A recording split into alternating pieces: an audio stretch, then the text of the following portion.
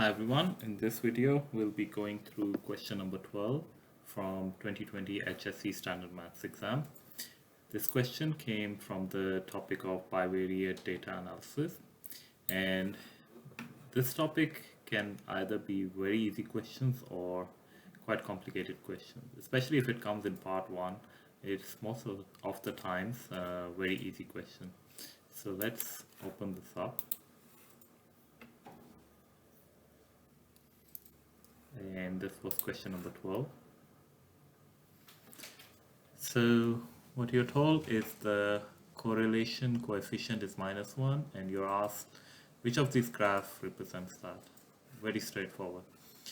If there's a positive sign, the graph, the dots are going up as x is increasing, y is increasing. But if it's a negative sign, they are going down. So A and C are out of contention because it's a negative sign. Now the strength of the relationship is determined by the value, one being perfectly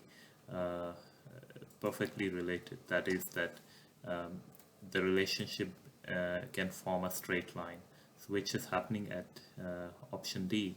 But here the relationship is not as strong because this point is out and it's not forming a straight line. So your answer would be option D.